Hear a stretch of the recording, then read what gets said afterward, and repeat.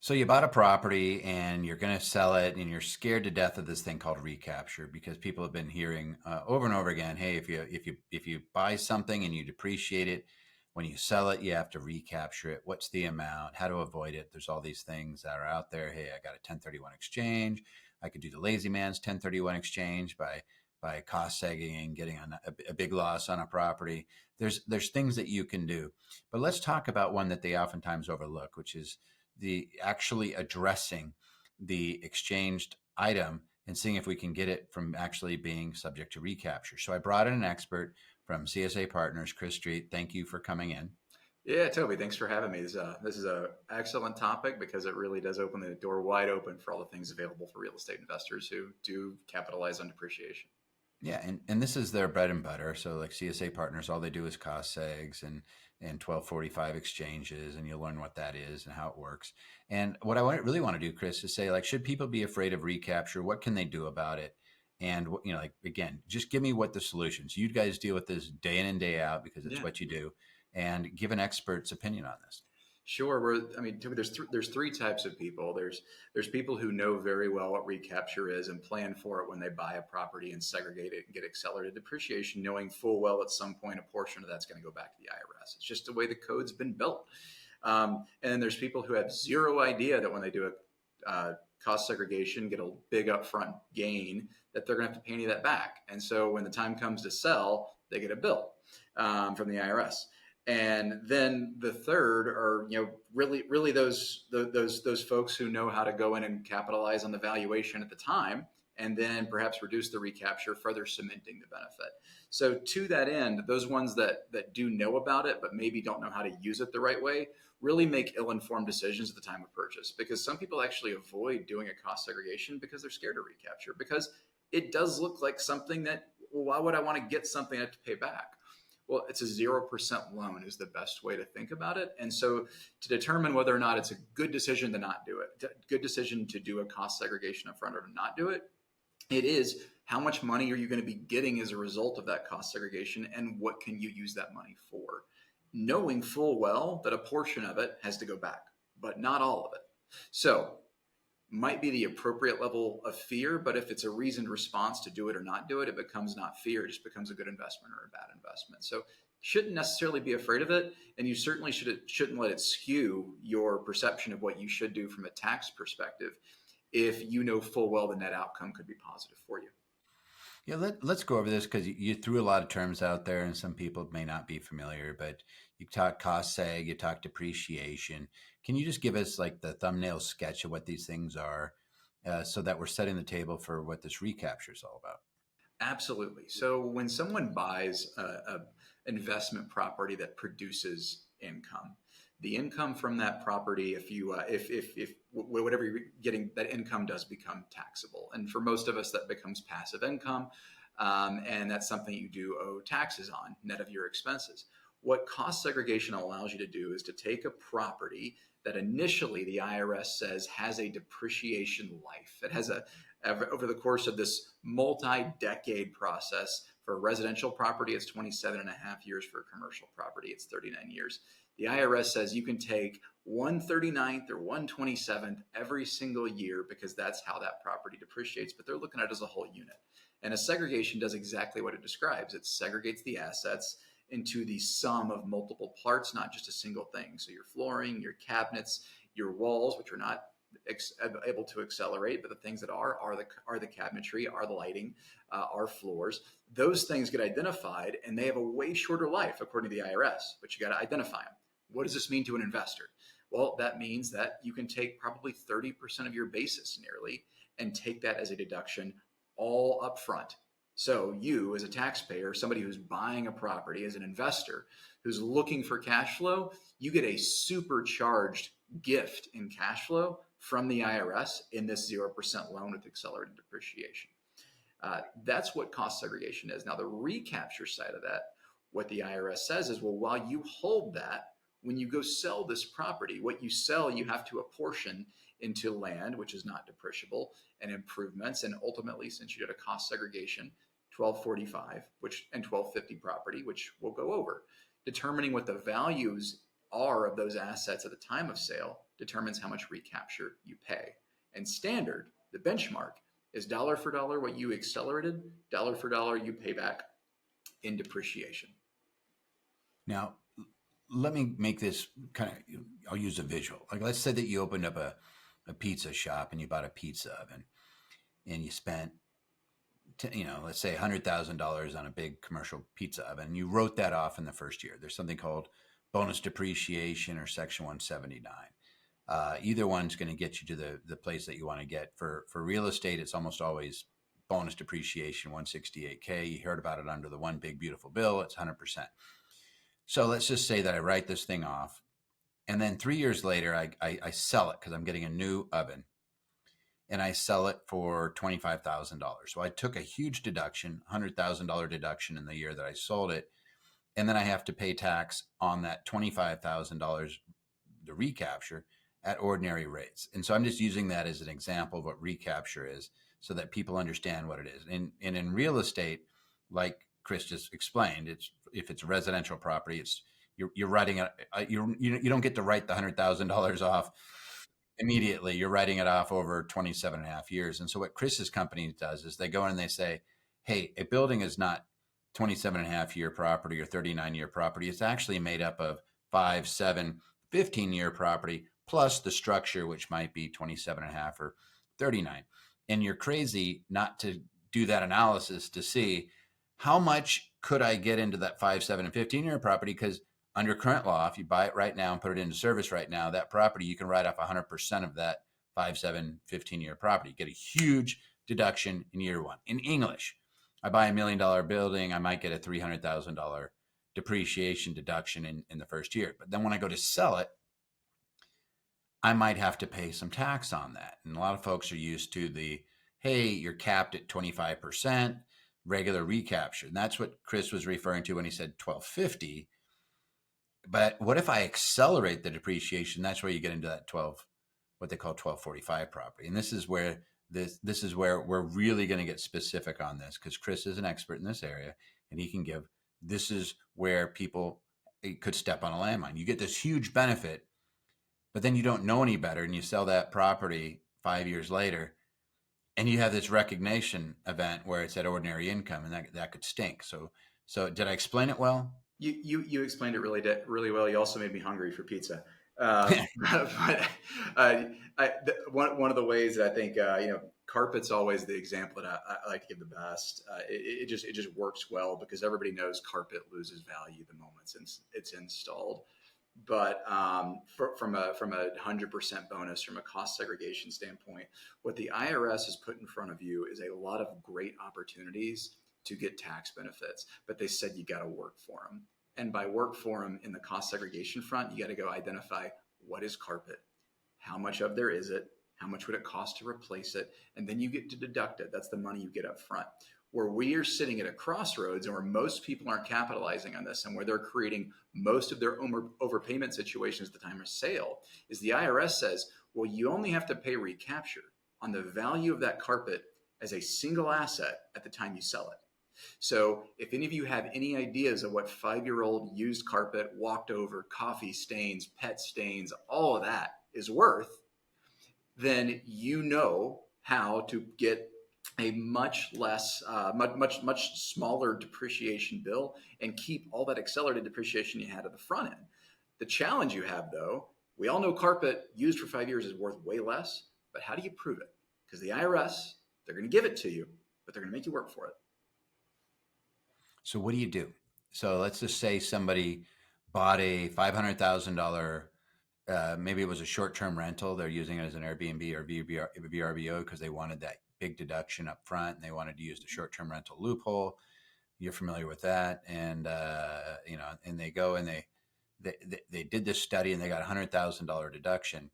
And then they decide, again, let's just go 5 years later, they're going to sell that puppy. And they're going to sell it for $1 million. So they bought it for 500. They're going to sell it for $1 million. And you'd think logically, you'd say, "Oh, it's just $500,000 a gain," And maybe they have a wild hair and they don't do the 1031 exchange.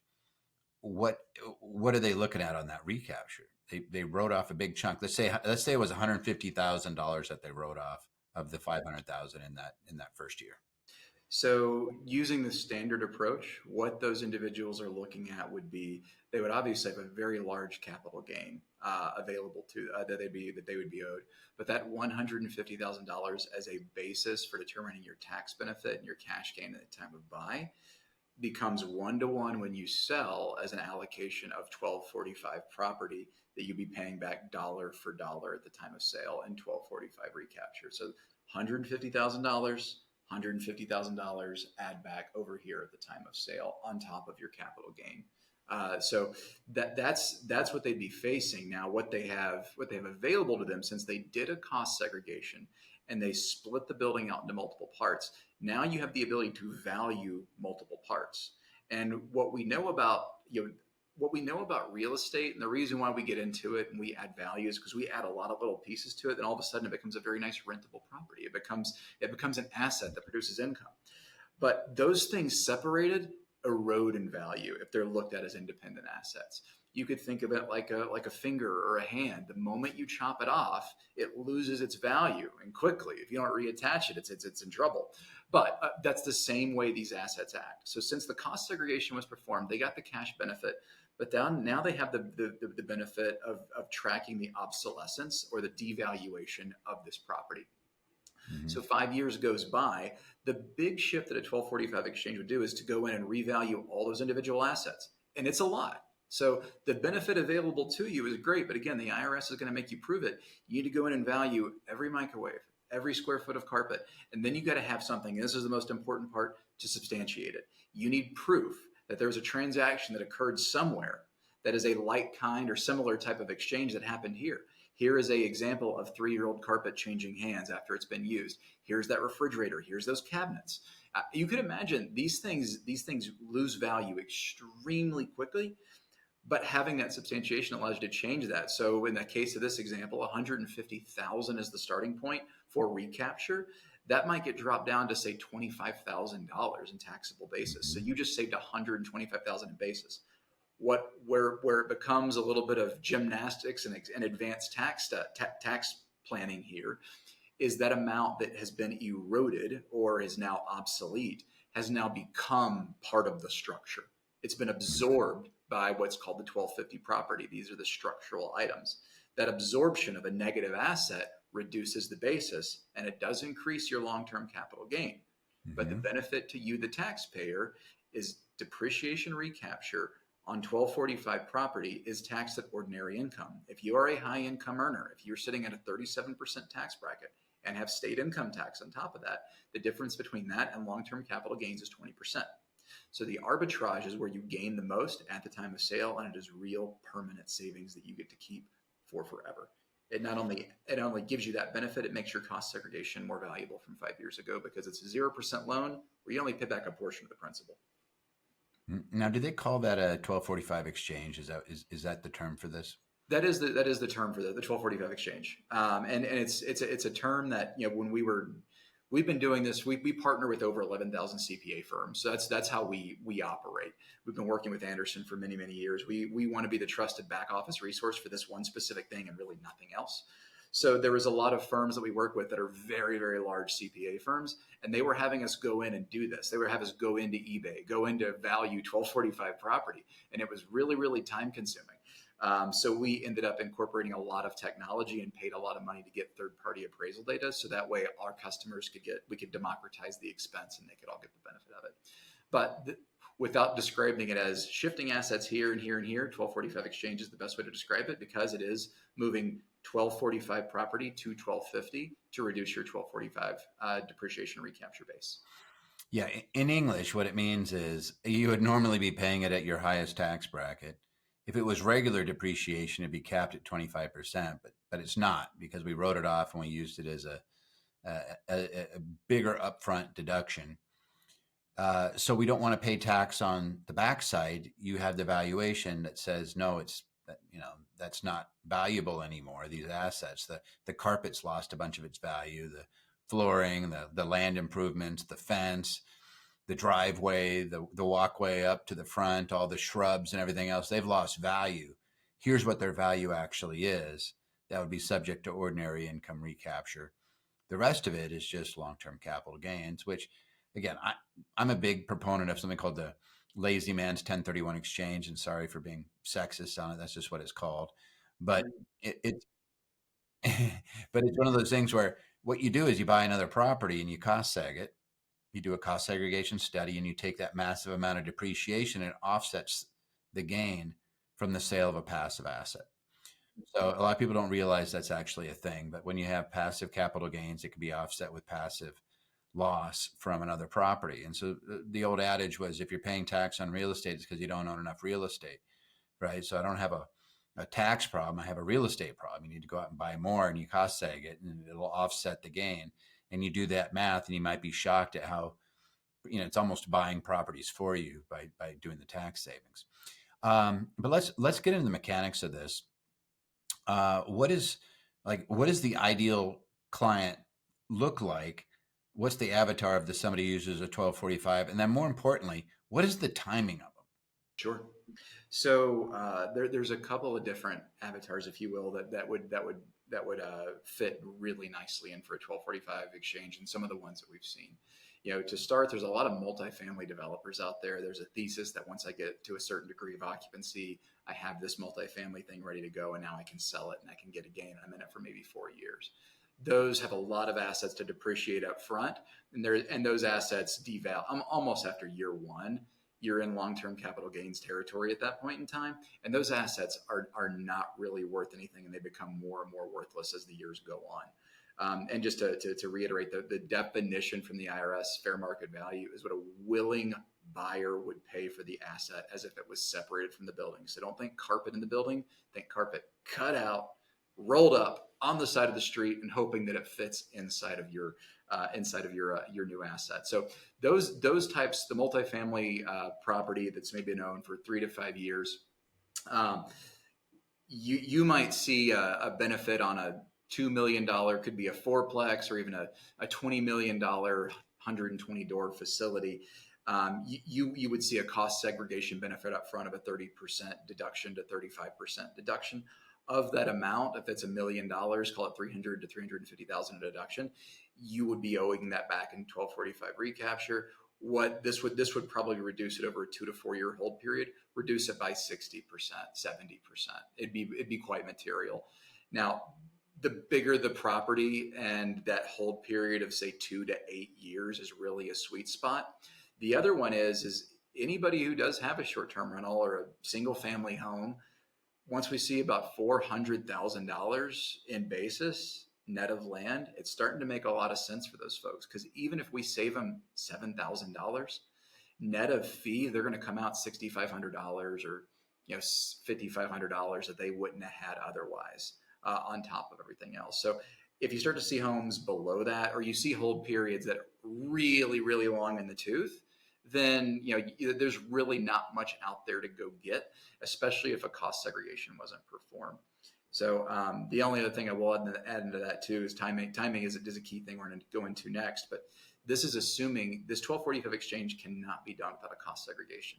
So if you haven't performed a cost segregation, it may not make sense either, but it doesn't disqualify you completely, because we are doing cost segregations right before the sale to segregate the assets and get the benefit from the depreciation recapture, and then from the catch-up depreciation. Sorry, but from a timing standpoint, Toby, what's great about these is if a cost seg's performed and you already sold the property in the current tax year, this can be done retroactively in that tax year. We don't need access to the property. We just need to see the closing documents. And once we have that, we can show really quickly what the benefit is. Similar to cost seg, if you ever looked at this before, typically just getting with the cost of the property, the address, the in-service date, we can say there's probably X number of dollars out here. For 1245 exchange, it's even more mathematical. So if we know what you sold it for, when you sold it, and have a copy of the cost seg, then right away we can tell you probably can save about X number of tens of hundreds of thousands of dollars. So let's say that you went into a syndication and so you don't have control, right? And somebody, let's say you did a syndication into storage or multifamily or commercial building, and they did a cost seg because they knew that their investors wanted these big losses to offset other other projects that they're doing or other income they're using. So they did the cost seg, and now they're exiting. And let's say they had a 5-year hold period, and they said we have to sell the asset because underneath their agreement they said we were going to exit, and everybody's going to have a liquidity event. Can you take, like, is this something where an investor could say, please, syndicator, please go get a 1245 analysis done because it's going to save us so much money, because otherwise that's all going to flow down onto my return. Is that something where you've seen it, and that's something an investor should actually do? It is, and I have a real life example of that. So just to start the year, it was CPA reached out to us, who was actually an investor themselves. So it's not usually the way they reach out to us. And she was letting us know she invested in a senior care facility up in Tacoma, Washington, and she was going through the details of it. And they were really hoping they would have made more on the investment that they did, because they got, they were enticed into the syndication. And they said, well, we're selling it now, and you guys did the cost seg. So yeah, she was saying it's just kind of a bummer. But I remember you talking about this 1245 thing. What would that look like? And I was like, well, introduce me. And so we got introduced to the person who led the syndication. They gave us the closing documents. I want to say their basis was somewhere in like the 14 million range. They had held it for 4 years. And because she made that introduction, we then showed that the GP what we would anticipate savings based on what they sold it by transferring the assets, increasing cap gain, decreasing 1245 recapture, showing the net. And for them, we said we think we can save you $190,000 with about 99% certainty. We turned out being wrong. We saved them $290,000 in the end because we were able to go in and find more assets and detail them out a little bit more. And to do that, it was like $9,000. So they netted out a huge chunk of money, and the CPA was very happy that she brought it to our attention. But that was an interesting one, because that's, if you're in that situation, the general partner or the person who leads that's going to get it really quick. They're going to be like, oh yeah, I get it. What ended up happening in that instance is he said, well, I want to bring in my CPA, which we're very used to talking to CPAs, but I can tell you a lot of CPAs aren't familiar with the strategy, which is why people are constantly overpaying. We brought in the CPA, and he asked what we were doing. We walked him through it. And then at the end of the call, he goes, well, if the savings is $1 more than the fee, you guys should do this. And because it is so by the record, by the letter of the law, that there's an infallibility to it. It just requires work. And that's what scares people these days. And it's interesting. So I want to make sure that people understand what you just said. So a lot of times in a cost seg, I use a rule of thumb that you want 7x whatever the cost is. So if a cost segregation costs you $10,000 on a building, you want to make sure that you have net in your pocket tax savings, not deduction, tax savings of $70,000. Here, the math is slightly different, because whatever you're spending you're going to get a permanent benefit when you do a 1245 exchange. You're revaluing these things. And so if it saves you $15,000 and it costs you $5,000, you netted a $10,000 savings. That's a 3x. I would do it. I don't need a 7x, because I'm not sitting here knowing that I'm going to have to recognize it at some point. This is a permanent tax savings. Did I state that correctly?